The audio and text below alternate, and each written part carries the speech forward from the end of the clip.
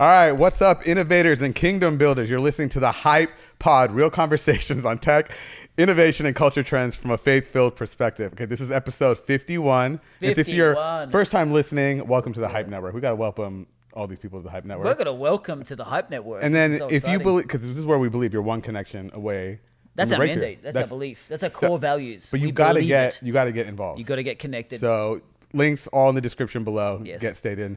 So today on the podcast, we have Pastor Adam. Hello. We have myself, your host, Arun, and we have special guest, Juan Ruan, the president of Kinetic Real Estate. Let's go, Welcome Juan. to the Hype Pod. Thank you. Thank you so much. Seriously, what an honor to just have this conversation, be together, and chat about whatever is relevant. Oh, we've got a lot to talk to you about. Is this the first time, can I just ask? That we got to address it. The elephant in the room. We've definitely changed the model. We've gone more casual, low-key. People didn't realize how casual it is now. Yeah, you thought we were casual before.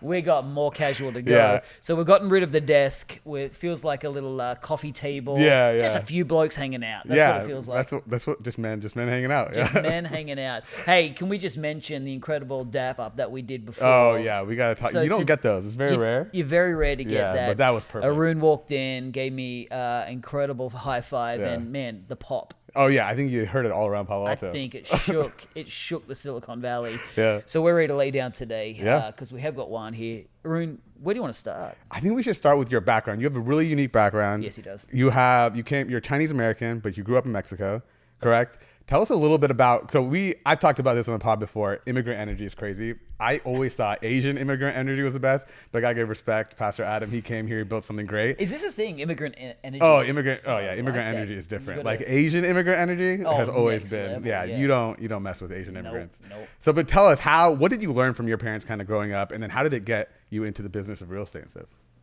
Yeah, so my parents immigrated in the 80s from China to Mexico because we had extended family there, and they had an opportunity to go to Mexico. My parents were professionals in China. My dad was a junior college professor. My mom was a kindergarten teacher. Right. However, in the 80s, there was a change in government, and they essentially were working really hard, nearly for nothing. So a lot of people migrated out of China during that period of time, and my parents essentially landed in Mexico. So my dad was a cook and my mom was a cashier in Mexico. They saved up money for about 6 or 7 years, and they bought their own restaurant and bought a 2-bed, 1-bath condo in Mexico. Wait. Which part of Mexico are we talking? It's a town bordering California. Yep. Called Mexicali. Mexicali. Yep. Now, can I just ask the obvious? Was it a Chinese restaurant? It's a Chinese restaurant. Just checking. I just want to make Good sure, question, not starting a taco stand. You know what I mean? Hey, Chinese people will do anything though, but 100%. I'll just say that that city, Mexicali, today is actually known for some of the best Chinese food in the world. What? Just because Thanks of how to your many. parents.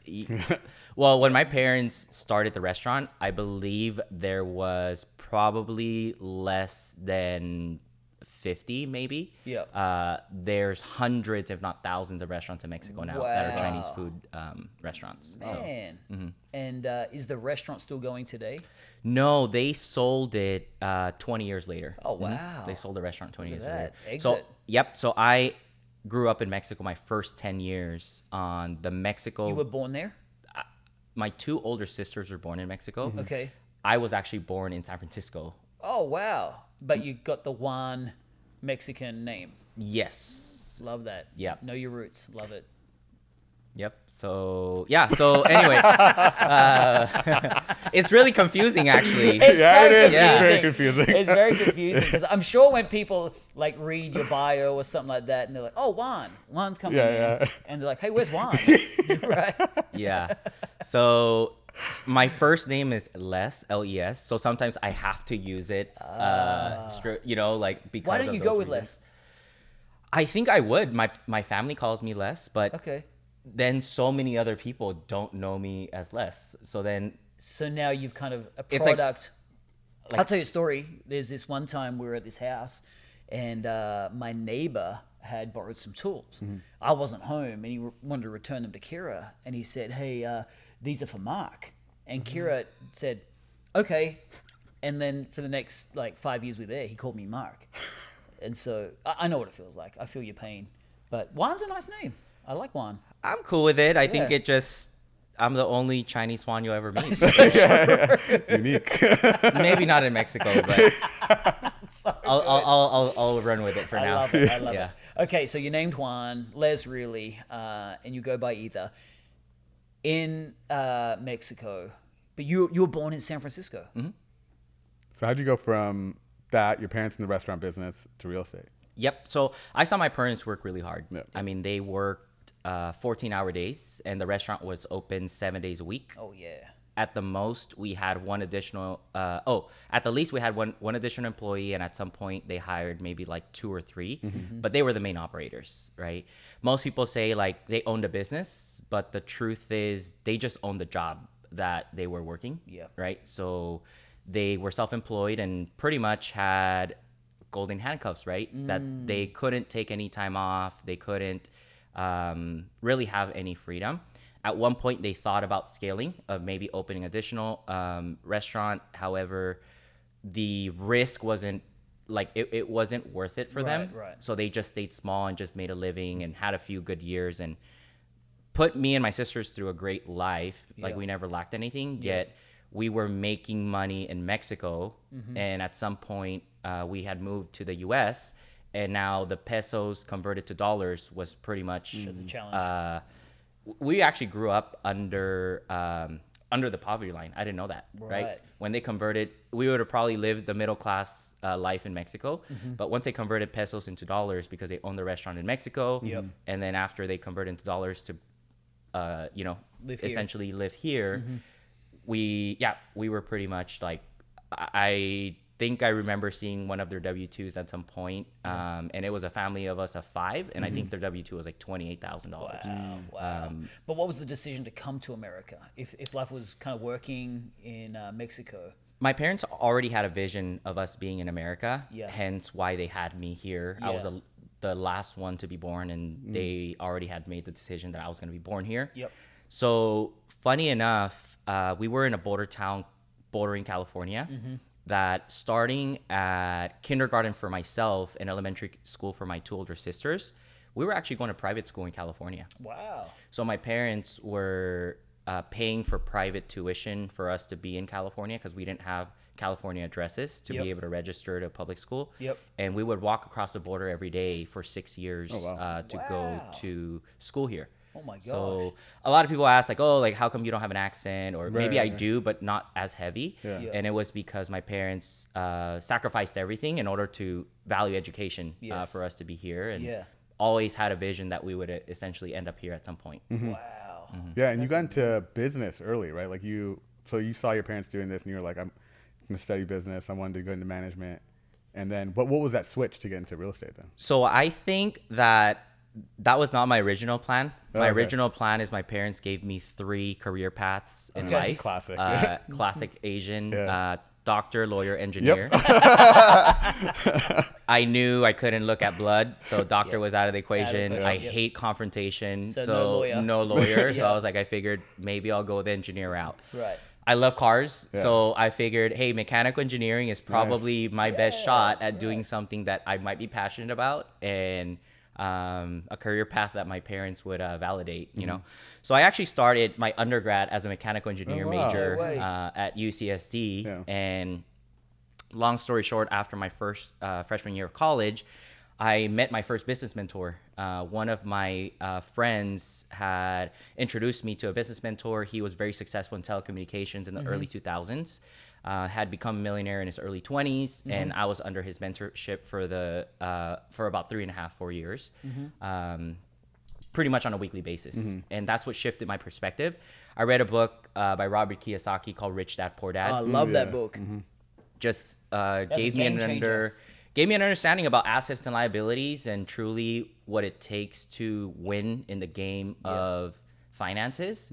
And it just completely rocked. I honestly felt like I was lied to my entire life at that point. Can I ask, Yeah. did your mentor recommend this book for you? Absolutely. Yeah. The key to getting a good role model. Or I a feel good like mentor early- everybody, because that was my first leadership Yeah. book for sure that I read. Yeah. And I feel like everybody who I've spoken to who read that book early, it was like a light switch moment that went on to think differently than everybody else around them. Yeah. Did you also get it from a mentor or like somebody above you? I can't exactly remember if like who referred Recommended, yeah. Somebody recommended it to Okay, me. yeah. I'm just trying to think back. My memory doesn't really recall, but I'm not sure if it was my dad that got me to read it but I just remember it was profoundly impactful. Yeah. I'm reading about how, his wife bought the house on a credit card and just all that kind of stuff. And I'm like, this is different thinking. Yeah. Yeah. There's so much that you can learn just from like those practical applications Yeah. of this stuff that you just don't learn in school. Like, Yes. and it's just crazy that like when you do have the opportunity to present this to somebody Yeah. and somebody was able to show you this young, it Exactly. just like shifted how you went into then what you went into next, right? Exactly. Yeah. I mean, to preface the story is very simple. It's a storyline that says that this kid grew up around his dad and his best friend's dad. Yep. And those were his two dads. Yep. And they had completely different philosophies Yep. about life, finances, and how they should go about pursuing, a career. And at the end of their lives, he saw the result of each. And that's it. It's Yep. it's such a simple, easy to read story. Yep. But once you read it, and because it's so easy and it's such a great story that it just you could relate to it. Yeah. Right. Very much. So that was I was 18 or 19 years old when I read that book, Yep. and this was back in 2012. Yep.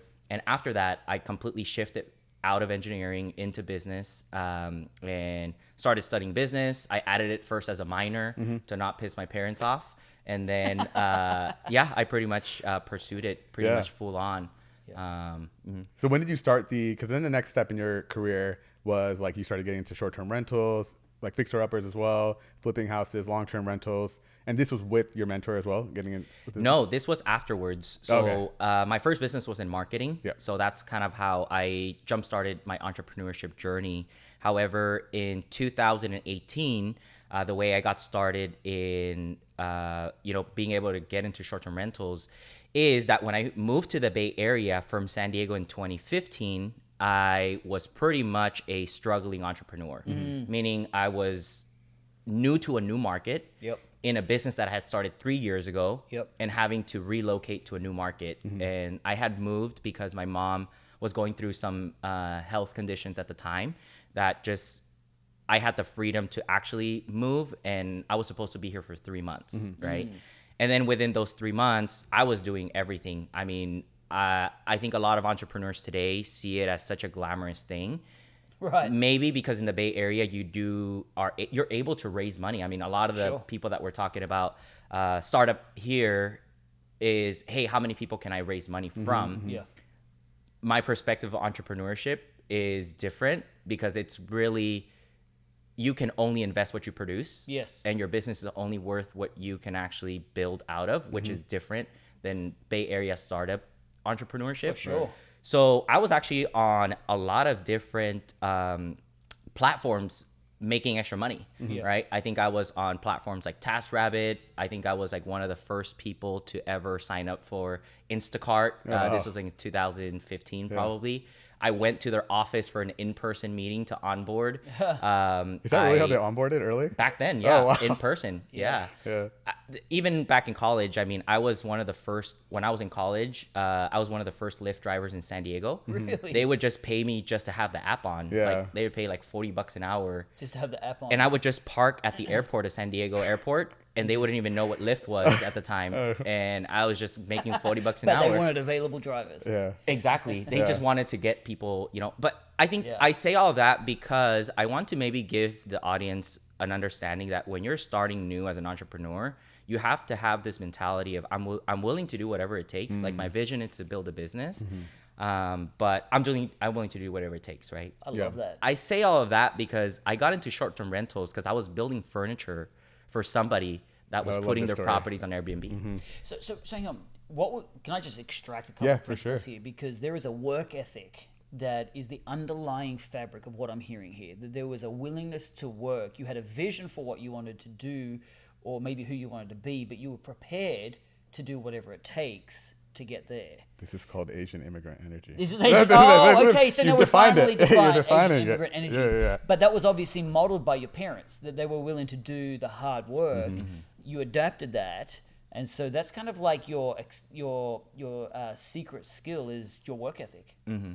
I think what I saw from it all is that my parents were working 14 hours a day, Yep. 7 days a week. 2 days out of the year, the restaurant was closed. Wow. Christmas, December 25th, Yep. and January 1st, New Year's Day. Okay, that's it. That's it. So my parents, for 20 years, closed Never had a day off except for those days. those 2 days. Wow. Oh my gosh. Jeez. Oh and my and gosh. that is what I saw the model of hard work. Yeah. So I thought I had it easy. Yeah. Truthfully, like I was working hard and I've been working hard. Yet in comparison to that, Yeah. I have a great life, you know? And that was before any success, Yeah. right? It was just, hey, cool. Like I at least get to make a living. Yep. And I'm doing it in a way where I'm not working 17 hours a day, Amazing. 7 days a week. Yeah. So Yeah. yeah. Okay. So that's how I got started in the short-term rental business. Yep. Yep. I met a guy, he had 5 units that he had rented in a luxury apartment complex. He bought IKEA furniture, and me and another buddy of mine that I had met doing these jobs, we were building the furniture. And me and him were laughing. We're like, this guy's crazy. Yeah. He just rented 5 units. They're like $3,000 or $4,000 a month Yep. in rent each. Yep. He just bought a furniture from IKEA, and we're like, he thinks he's gonna make something out of himself out of this, right? Yeah. Literally, that person calls me 2 years later, and he said, "Hey, I have 18 units in the Bay Area. I need help managing. I need help scaling." And at the time, I was still running my marketing company, and that was my main business that I was pursuing. And I told him a ridiculous offer, right? Meaning, I said like, "Hey, you need to pay me this a month. I don't have any hours. I don't report to anybody. You send me what you need on Slack, and I like talk to nobody, right?" And I said, "There's no way Right. they're gonna agree to that." I asked for like a full-time pay, you know, essentially.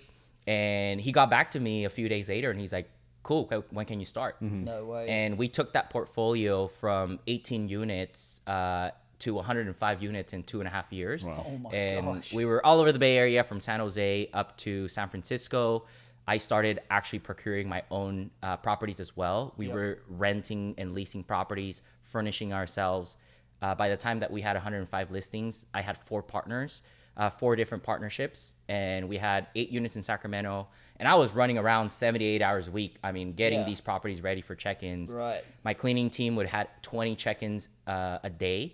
They would literally clean 20 units and get them ready in Before a 4 p.m. 4 exactly Wow. in a 4 to 5 hour period of time, Wow. right? And I think that's how my Spanish actually came into play, because a lot of our cleaners were Hispanic workers, and you know, we were able to build rapport. And so this was easily. early Airbnb days. This is 2018. Okay. And 2018 to 2020. Yeah. We pivoted out of that short-term rental business during COVID and the pandemic, because the guests during shelter in place were all refunded.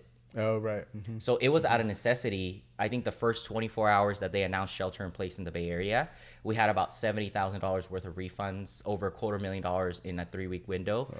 And essentially, we were looking at a 3-month runway that we had for our business before we could say we're out of money, right? So all of these reservations were booked ahead of time, right? People book a month, 2 Yeah, of months, course. 3 months ahead of time. And because it was COVID, no one knew when travel was going to come back again. Right. So essentially what we ended up doing is we shut down every lease that was month to month, which was 50 of the 105 units in a 21-day period. Every day we were moving out of 5, 7, 10 units at a time, selling everything on Facebook Marketplace. At the time, I was renting a place with one of my good friends, and we were actually doing garage sales on the weekends out of our Wow. garage. Just and selling furniture and all that kind of stuff. a neighbor called the cops on us, actually, and said, Thought you were it's in stolen goods. No, it's in the middle of COVID, so people are not even supposed to be interacting. Got you. And the police officer came up and he said, "Hey, what's going on?" And we said, "Hey, we're strapped, right? Like, we are in this situation. We have Right. Airbnbs that we can't rent out right now, and this Right. is all the furniture that we're selling." Yeah. And the police officer was like, "I'm so sorry," and he just left and never, Oh my never even gosh. followed up with it or anything. Yeah. People were so weird during that Yeah, they season. really were. And, my pool guy reported us. For what? Well, we had a Vive Girl event, Oh. you know, online broadcast, but Yeah. we had a few girls over at the house, and the pool guy got mad. Like, come on, bro. Yeah. People You got a weird. vet who's coming to your house. Here you are trying to hustle in a downturn market. Was this a redefining of your business or just a pause in that business? We didn't know it at the time, but it was actually the best revamp that we could have done. I thought I was in real estate at the time, but the reality is that the short-term rental management business is a hospitality business, right? You're dealing with guests. That's true. You're dealing with So it's not the property service. business. Correct, right? So in the middle of it, we had done some renovations on some Airbnb properties that we took on as leases that we said, hey, we need to do something in the short term that can have a surge of cash into this business for us to keep running. So at that time, we decided that we were going to pivot. My business partner was a realtor at the time. My wife was a realtor at the time already, but you couldn't walk into people's homes because it was COVID. Yeah. So you couldn't show homes that were owner occupied. Right. You couldn't do open houses. So we were stalled and we said, hey, what can we do in something that we know, we don't have to deal with a lot of people, and we can actually bring in a surge of cash. Yep. And that's how we got into flipping real estate. Wow. Was that a good time to flip real estate though? That was like maximum fear, right? Everything was down at the time. How did you decide that you wanted to get into buying such like large properties? I think it was out of necessity. Yeah. I mean, before that, I always wanted to invest in real estate. I mean, I had been in business at that time for 8 years, and I always wanted to invest and buy real estate. But it wasn't until I had to Yep. that we actually took the initiative to start investing in real right. estate, Right. right? So that's why I say it was a blessing in disguise, is because our back was somewhat against the wall Yep. to say, hey, we just need to make something work. Right. Yeah. The worst case that was going to happen is that we tried flipping real estate, it didn't work, and our other business wasn't going to work anyway. Yeah. So it's either a double failure or a possibility of something working and maybe saving the other business that we had. I feel like we missed a little step because one of the key dynamics with you and your business is you and your wife. Like Pri is just such a dynamic like agent. She's got this hashtag pre-approved. She's just got this whole personality. Talk about the alignment of vision when you guys got married and decided, hey, did you guys just say we're going to do this together, or how does a couple become a power couple? Yeah, that's a great question. And to backtrack a little bit, when I moved to the Bay Area in 2015, I had mentioned I was only planning to be here for 3 months. Yep.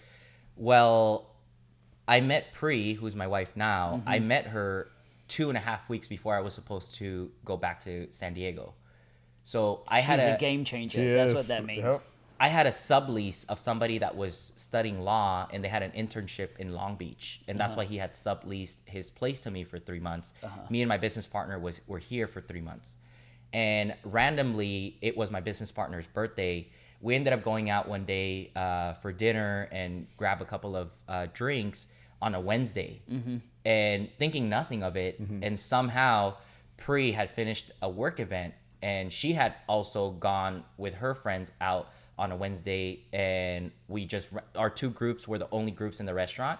It was an oyster bar in San Francisco, and we somehow just merged, started conversation, and that's how we met. And 2.5 weeks later, after we met, my business partner went back to San Diego like we originally planned. Yep. And I actually came back to the Bay Area with no place to stay, and ended up figuring out, a situation. Because you guys were talking, you guys were... Correct. Okay. Yeah. And funny thing enough is my first book that I gave to Pri when we met was Rich Dad Poor Dad. No way. There you go. Should have been retire young, retire rich. Well, I told her, hey, and this is honest to truth, it's like, I told her, hey, I'm not looking for a relationship. I'm really busy right now building my career, building my business. Yeah. And she was like, cool, like me neither. And I said, please read this book, otherwise you're not going to understand my life. I really love that. I really love Wow. And she gave me Tuesdays with Maury or something. I think it's the book. She thought it was a book exchange. I love Yeah. book club. So, We're doing a little what a reading thing. cute That's cute. but anyway, she read the book and she actually got on board. She got on board Yeah. where she was like, I get it. Like, She I was understand inspired. it. Yeah. So she was actually on the journey with me, even with my marketing business. She had actually gotten active in it as well. And when I transitioned to the short-term rental business, at some point she also got involved, and she was responding to the guests, and she was involved in setting them up. And so throughout the journey, I think that she's been my greatest supporter, right? Yeah. Everything that I've pursued, she's never been like, hey, what about the last Right. what about the last deal that didn't work out, right? What about the last opportunity? Sure. She's always been encouraging me to say, hey, like if anyone were to be able to do it, like I believe that you would be willing to and able to. But what's fascinating is she also has the same work ethic. Like she works hard. She's like, and it's kind of like amazing how God had orchestrated that meet for you guys to kind of come together, and you both have got the same mentality, different backgrounds. I mean, I think she's from Nepal, right? She's from Nepal, and funny thing enough is that we are both believers now, but Yes. she grew up with a Hindu background in Nepal. That's and right. I grew up with a Buddhist culture Yes. background, right? Like we didn't go to temples or anything, and my parents weren't big on their faith, but we definitely did have traditions in which reflected Buddhism. Right. And we both really got, I got saved in college in San Diego. My wife got saved at Vibe Church, and we both really got sanctified here, Yeah. right? Where we started serving the house of God, we started tithing, we started really reading the Bible, praying regularly, and doing all of the things And that, leading people to Christ. and leading people to Christ. Yeah. I think that that's been one of the most fruitful things is our worlds collide right now, meaning our workplace, our faith, our family, like it's all one. Like we have no. Can you double tap on that for a moment? Because I've seen it's not accidental. It's been a very intentional. I've seen the way you guys have done business. You've merged business partners into your world. There's conferences you've done. You even had me come and speak, to kind of make that connection between, hey, this is our pastor. And, you've been very intentional about getting your circles to kind of overlap. What was your purpose in doing that, to just gear your business as an evangelism platform? I think everyone around us told us, don't ever mix business with your faith. Yeah. And when we felt called to bring people to Christ, I think that we'd rather prioritize that Yeah. over who will do business with us or not. Wow. And I think that once we got grounded and understood that piece of it, Yeah. then we have no fear in to say, this is what we believe in. Wow. And I think that has separated us from a lot of other people in business that we talk to, and they're believers, yet they were like, wow, that's amazing that you're like outward about it. And I think that we just have that perspective. Like our priority is not to build a business. Our priority is to build a house of God. Yeah. And if we have an opportunity to do it through our business, that's My great. goodness. Yeah, that's good. You taking notes, Arun? Yeah, This I'm is- just gonna get write that this one down. phablet working, man. This is good. And truthfully, for us personally, it's not going to work for everyone. Yeah. Like our business has been blessed by it, right? To Yes, the extent yes. that we've been through many downturns, we've been Yes. through, in real estate interest hikes and things like that, and we've continued to grow regardless. Yeah. Yeah. And I think a part of it is because regardless of what the world says, like Pri and I believe that our provider is not the stock market Nope. or Right. how the condition of the market is. Like we believe, hey, we're going to be taken care of no matter what, and we're able to show up in different situations with that perspective. Yeah, I while love everyone that. could be fearful. Because I think what you see traditionally in like normal businesses is that you want to keep all that out so you can be inclusive of all the people Right. to bring them into your company. But the one thing I think people don't realize, especially people of faith, is that you want God in your business because he's the Oh, one that's going to give you gosh. the most Yes. towards, any success that you want, not just some, really talented person there. Maybe they'll help you, but like if you want that I mean, I think if you really believe in the favor of God, if you really believe in the hand of God, there's a differential as a person of faith over the world. I mean, you look at biblically, you've got Joseph, you've got David, you've got Daniel, you've got these great businessmen of God who had the God factor.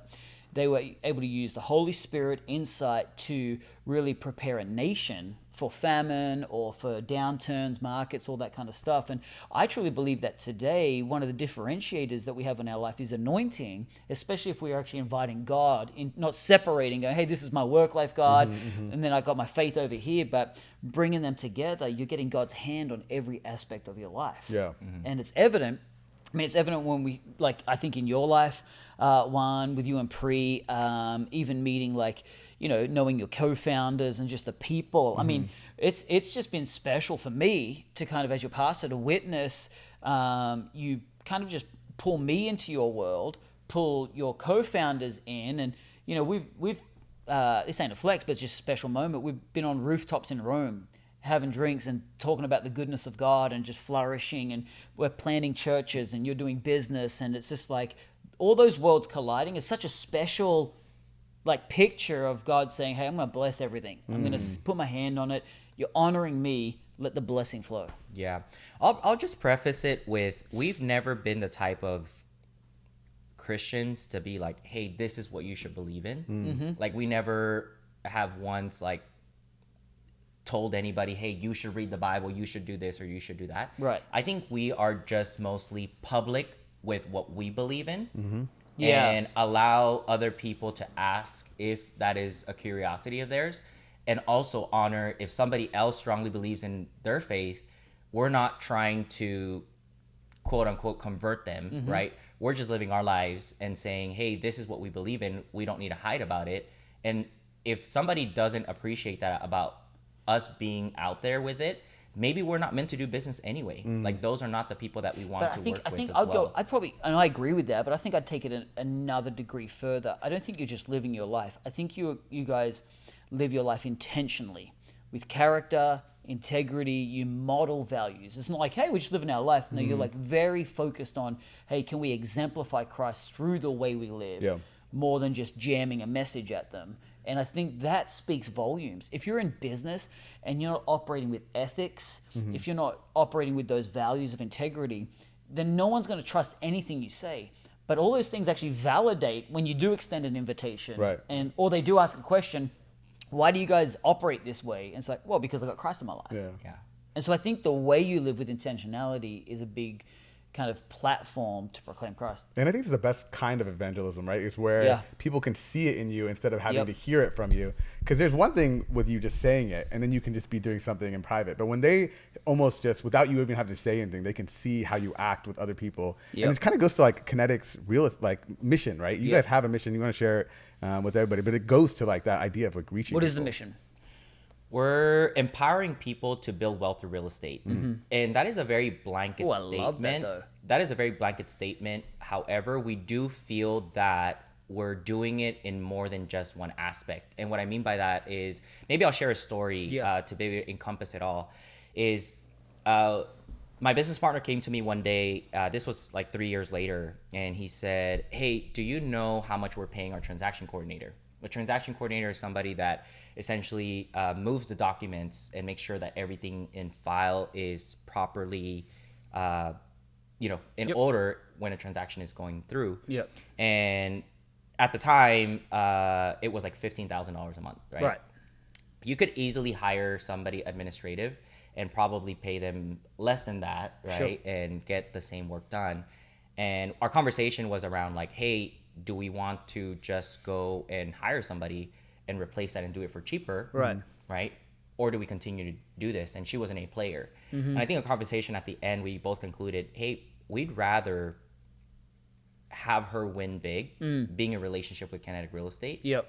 than just trying to do it for cheaper. Or Wow. trying to do it, in a way that might be more beneficial for the business. Yep. So I think that our concept is, how many people can we be in relationship with Kinetic? Maybe not just Kinetic Real Estate, but our partners, our vendors, like everyone can be winning and growing, rather than just trying to optimize profit margin. I love that. Right? And to a certain extent, it sounds really good. On the flip side is like, okay, yeah, you have a business that might be less profitable Right. overall, yet in every market turn where other people are struggling, we've always grown. Yeah. Right. Yeah. So we just take it as a philosophy of, we really are looking at making an impact in the industry and doing Yes. things differently. Yes. So yeah. Yeah. I I love want to switch gears a little bit, but just talk about real estate in general. Because Yep. like the Bay Area, I mean, Are you built looking to this- buy?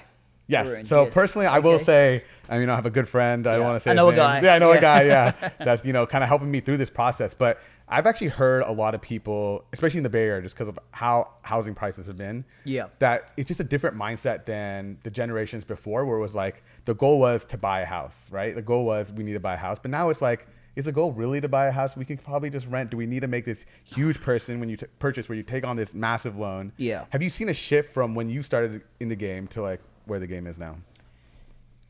It's a very interesting conversation depending on what your goal is, right? Because would you say, if you were to ask me, and I'm in real estate, should everyone buy real estate? My answer is yes.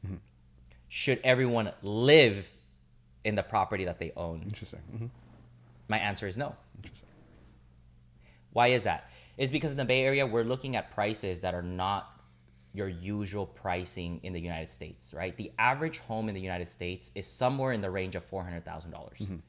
In the Bay Area, the average price for a home is over $1 million, right?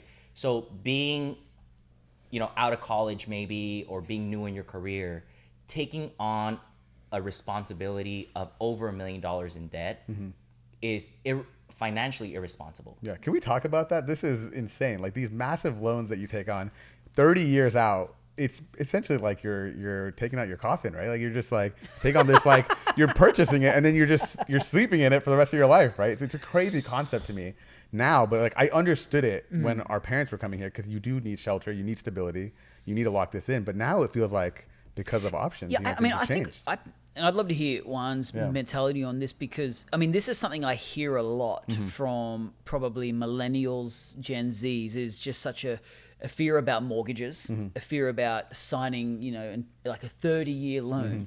But yet they'll lay down, $5,000 a month on rent. Yeah. And I'm like, hang on, that is not working for you at all. Right.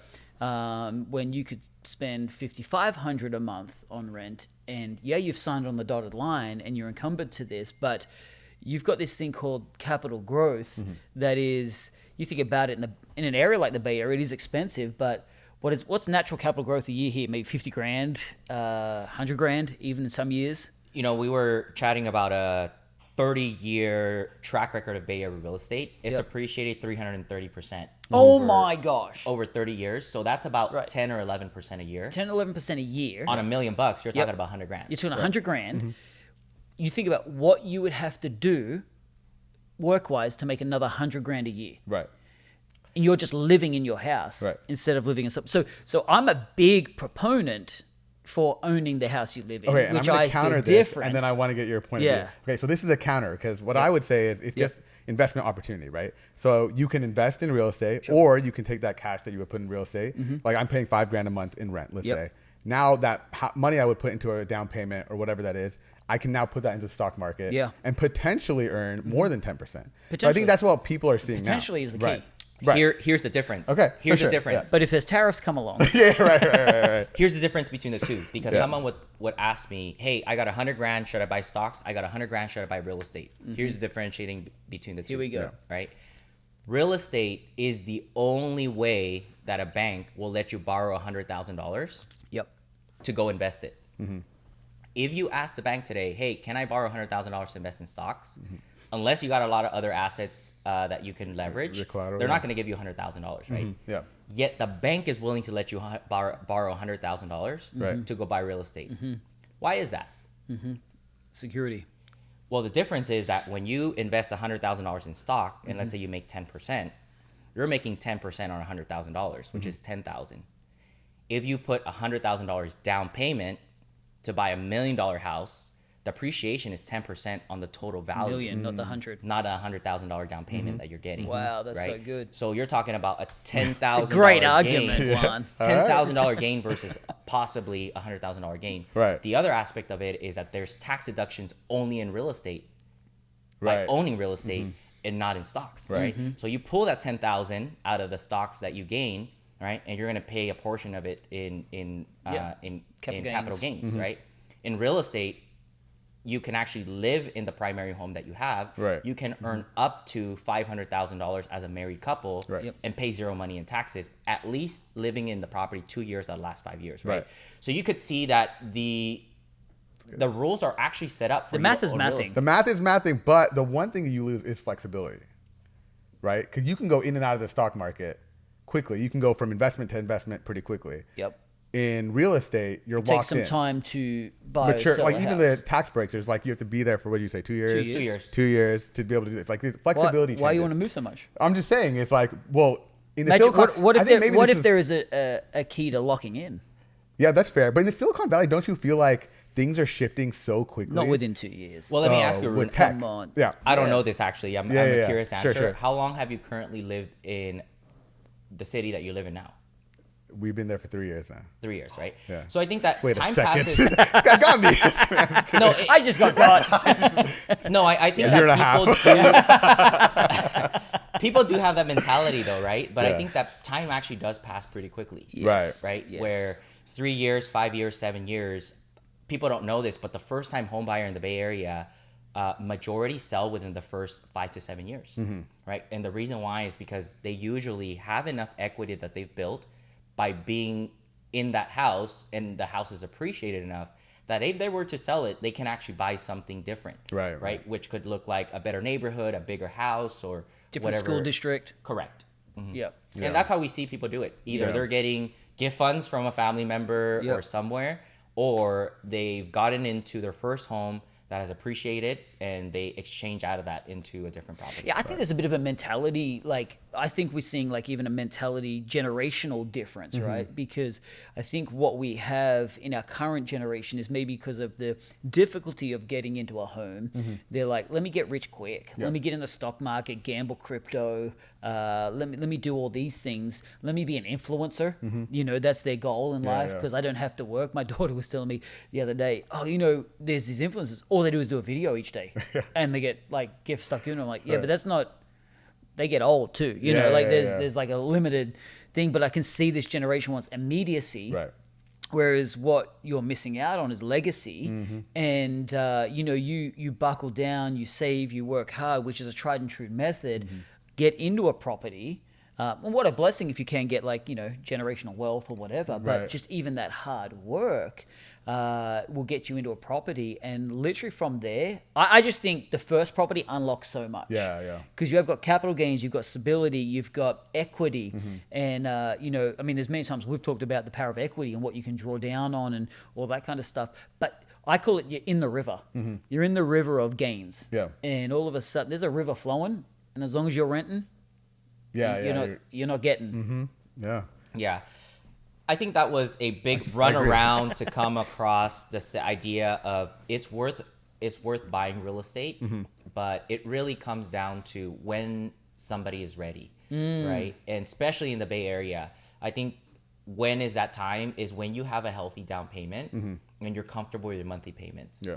I think if those two check the box, I think it's the right time. Yeah. Because if we are looking at a 30-year history and we know that it's appreciated 330% over the last 30 years, more than likely that trend is going to happen. So then if you can get in the game, like Pastor Adam said, then you're eventually going to get to a place where enough equity has built that up, you've paid enough of the loan down that you now are sitting on some pretty serious equity on a lot of cases. I mean, you do a lot of coaching with this too. You coach people on how to actually get out of that impossible mentality, like I'll never be able to buy a home, and you have a way of sitting down with them and showing what's possible.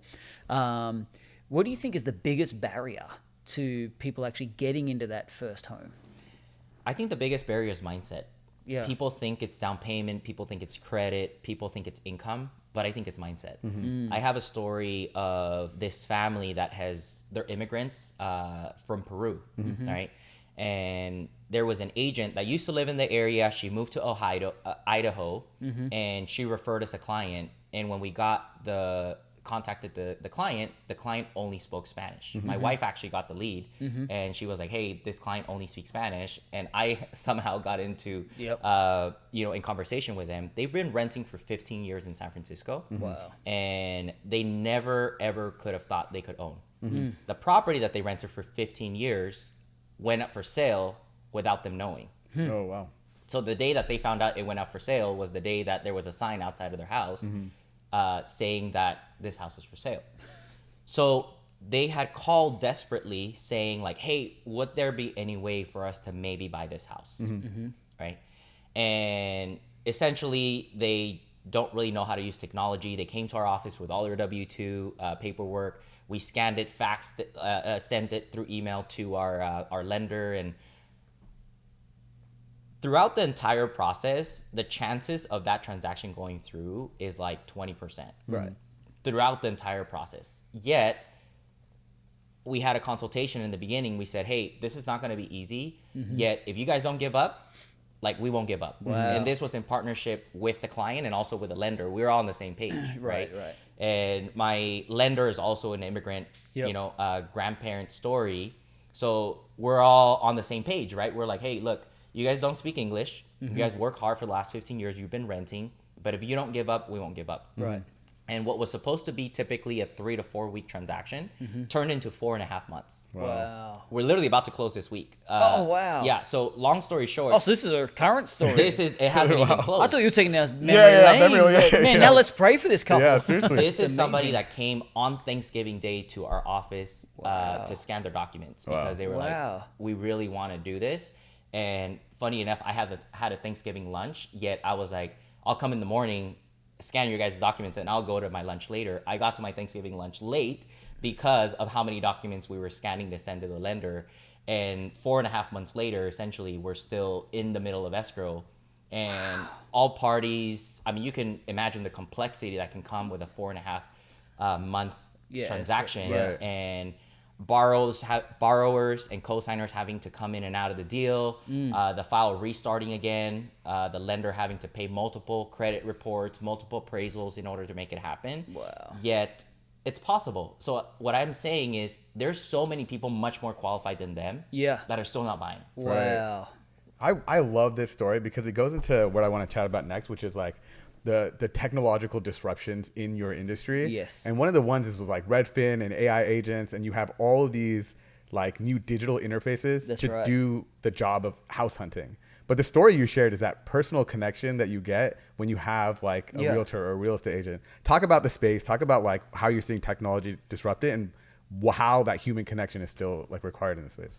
I think technology, AI, and everything within the space is there to enhance the experience between a client and the professional. Yet I don't think that the professional could be easily replaced with technology because there's a lot that goes behind a transaction that the AI or the technology can only do so much, right? Like data, even today, Redfin estimate and Zillow estimates, how come they're not accurate, right? It's because all they're doing is that they're pulling data from around the neighborhood and trying to give you a best estimate. Yet when you talk to a real estate professional, especially in a competitive area like the Bay Area, you pull real comparables and you do a market analysis. Well, guess what? They were not considering the fact that one property had a pool and the other one didn't. They weren't considering that one property had a view and the other one didn't. They weren't considering the fact that this one was sitting on a corner lot versus this one was actually in the middle of two homes that were really tight, the backyard fences were tight. There's so many nuances that can't be considered easily with technology. Yet one of the advantages of technology is that you can actually become more efficient and effective at what you do. So for example, like we have a partnership with a technology company. Our company's called Kinetic Real Estate, but we're actually brokered by a bigger brokerage called Side.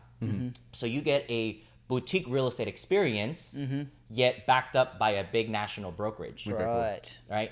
And Side started as a tech company first in San Francisco, and they produced technology that service real estate agents. Most older brokerages are a real estate brokerage that is trying to adopt technology to service their business. And that's the biggest difference. And the easiest way to explain it is like we have an app in which the typical agent that doesn't have the technology, if they saw a property and you guys walked into an open house and you guys liked it, what they would have to do is they would have to pull up their laptop, open a website or an application that syndicates all the documents and everything, pull them up individually, fill out all of it, and then send it to you for signatures, right? We have an application that we use where we can actually write the offer on our phone off of an app in 5 minutes. And that's how we help our agents scale to do more business and focus on the client experience versus taking time to do the administrative work, etc. Yeah. There's a bunch of like really cool advancements. I don't know if this happened because of COVID, but the advancements in drone technology, the advancements in like 3D mapping allows you to now virtually the tour. experience is amazing. It's insane. Yeah. It's pretty cool. Like, where do you guys see yourselves maybe taking this the next step further? Because you do have like a technology subsidiary. Do you see some like ways to advance your business using technology to make it an even better experience? I think over the last 5 years, it's been a big already a big change, right? The way that some of these applications that are consumer facing have changed is pretty incredible, right? Even how functional an app like Zillow, Redfin, or any of these front facing apps have already been very cutting edge, right? To the extent that the consumer has a lot more information and data to work with versus even 5 years ago. And I think that that's what's going to happen, is that the consumer will be much more educated. Yet I personally feel that removing that individual person that is assisting you, in some cases it could work. In most cases, I think it's not to the benefit of the consumer. Right. Yeah. You do feel like there's a space, and we're going to get into, this question's been asked on this pod a lot, but why crypto? Like, why do you really need it? But the digitizing of like real estate, or like really making this something that's like, I knew you were going to ask. So how are you approaching it? Are you hearing anything about it in the real estate space? But like, where do you see crypto and real estate kind of merging? I'll be honest with my answer, and I'll just say it from my limited perspective and opinion of how deep I am in real estate. I don't think that they'll merge. I think that at some point crypto can be used as a way to buy real estate, but I don't think it'll be merged. And the reason why is because the reason why real estate is an asset class of itself is because it's a physical product, right? Stocks, crypto, NFT, whatever, right? You could bring anything else. It's paper money, right? At any point, it can change and fluctuate, and it's hard to put a value in it. When you're talking about real estate, I can go to a property and give you a breakdown of how much it'll cost in labor and materials to put this property here. And I'll also give you how limited it is of land for the specific area. And that's where the value truly holds, right? As labor goes up, as materials go up with tariffs, right? As all of these different things change, inflation happens, it's going to cost more money to build in the future, and there's more limited space in areas that people want to be in. And that's the reason why I think it's an asset class in itself that will be unchallenged compared to a crypto, a stock, etc. Right? Because it is a physical asset that holds real value. If you want to go and build something, it's going to cost you something, and if you're trying to find land, there's only limited amount of land, right? Right. And I think that that's why the separation. I do believe that there will be many opportunities in which people will try to create digital real estate, but how much value is there really in digital real estate? Versus real estate. You can live in it, you can rent it. I think there is an aspect of it that I've seen is really interesting, and we'll see what ends up happening. But like fractional ownership of real estate, like putting that on chain. You have the concept of holding your money in escrow. Like it's like such a long process of, I want to pay for this house. I take a loan out. Here's the money that's held in escrow. Well, you can do this with blockchain, smart contracts, and be able to do that transfer of funds without having that intermediary of a bank to do it. So I think there is some room. We'll see what ends up happening, but because there's a lot of moving pieces here. You need a lot of like regulation, in the space. But you did bring up something really interesting, which is the tariffs and kind of our climate right now. What's some advice that you would give people that maybe are looking for homes in the space right now that are like trying to go through this and navigate it? And like, what are some things to look out for when they're home buying right now? Yeah, it's interesting. We had this conversation recently about like, hey, well, it seems like seems to be some fear and a stall in the marketplace right now. And not just in real estate. I mean, you're talking about some of the most connected and influential people in the world coming publicly and saying, we don't know how this will impact our economy, our, everything, right? And it reminds me a lot about COVID, right? It reminds me a lot about in 2022, a couple of years ago, when the interest rates started to rise and no one knew how it was going to play out. Yet there was fear in the marketplace. And my advice is when there's fear in the marketplace and no one else is going out there to pursue it. That's your moment, baby. That is your window of opportunity. Because when you go along with where the masses are going, you're gonna get the average. Because that's what do majority people get? Exactly. Majority people get average, right? So how do you get a different result? You have to do something that majority of the people are not doing. So if you were to ask me right now, as a friend, what would I do right now that people are fearful? I would actually try to make a move. Yes. Right? Right. I would actually try to go and do something while everyone else is stalled. Yeah. Right? I agree. Yeah, so I think that's what I like, how someone wants to put that practically into action is something So, different. I mean, it's cross industry, right? Like, I mean, like, you know, let's say not right now, but like the last couple of days, this is the time to buy stocks. 'Cause you know, the bottom's out. Okay, let's buy low. Buy low, sell high. It's the same with real estate. Buy low, sell high. And when there is a fear in the market, the bold, that's where you make that opportunity. Whether you're building a business or buying real estate or making a move on stocks, it's the bold. What is it? Fortune favors the bold. You know, and so there is those moments where it's everyone's buying. You know, it's the thing to do. You're just in the run of everybody. You're not getting that edge on the market. And so, yeah, I think I mean, I love talking about this because it's such an exciting space. Right. It's such a real estate as a business, as a technology, whatever it looks like. It is such a rewarding investment when you see growth, you see people's lives connected to it, homes. It's not just houses, it's homes. There's stories. It's such a really fun space to be in. Yeah. Actually, one of my, if you guys seen The Founder, I love that. Where like that shift when they were going through this process and he realizes you're not in the restaurant business, you're in the real estate business.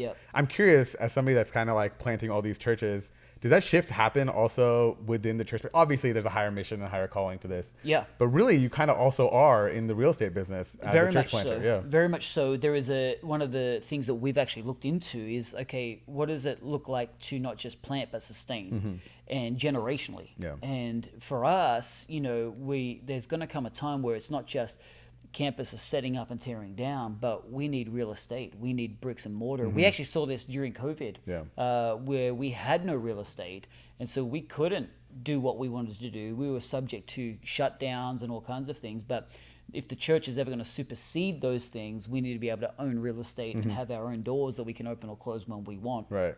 And that's got to be our plan across the globe, is to actually create something that generations live in. So when I think about us as even fellas, what we're pioneering today for your kids, God bless them when they come, what they get to walk in is what we pioneered. And I feel like real estate is such a pioneering establishment. You're setting up legacies and generations.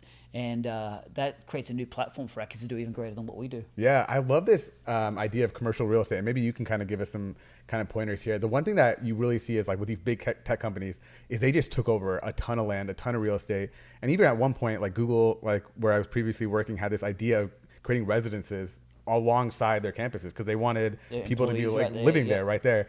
And it would be interesting. I don't know if this is even possible with churches, but if you had like a ragtag team of like good, smart real estate people, and you start building homes alongside of the churches that you're building, like communes. Yeah, like no, but that is. I mean, I love that integrated society, where it's like where you can do, because we've thought about it with Innovation Wing. Can we have business, kingdom business with the church? Having residential, that would be epic. Yeah, because and I think the reason I say this is because you can bring Christian values into that space. And I think sometimes you just hear the fear with like maybe buying or renting or whatever it is.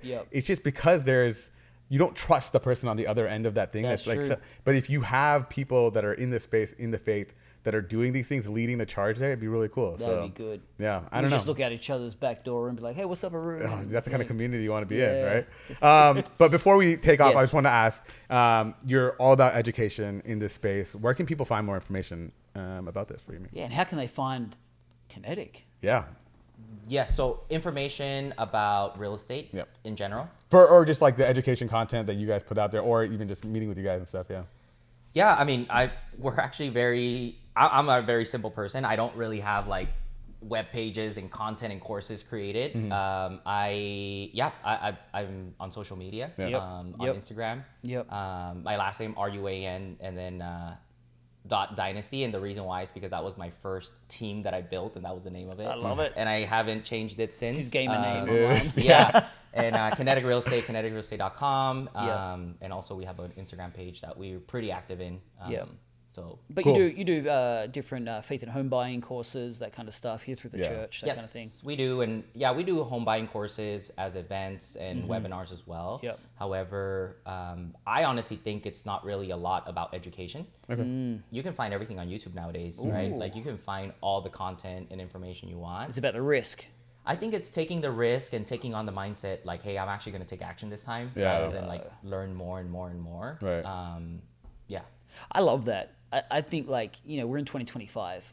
If you don't have a home, what if you just set a goal this year? This year I'm going to get in the market somehow, some way. Yeah. I'm going to make a connection. I'm going to start looking at my finances, get things in order. There is enough time this year Yeah. to get into the market. Don't have analysis paralysis. That's There you that's go. what's been told to me. Don't have it. Just you're gonna keep reading, understanding all this stuff. Sometimes you just gotta take the leap Do of it. faith. We'll add all the content and links Yes. to the description below. Yes. It's been a great pod. Thank you for Thanks coming for on, coming Juan. in. I think it was really Les. educational. Les. Thanks for Les. having me. Yeah. Yeah. What an honor. yeah. It was a great episode. And yeah, follow us on social media. And I can't wait for the next episode. Let's go. Cheers, guys.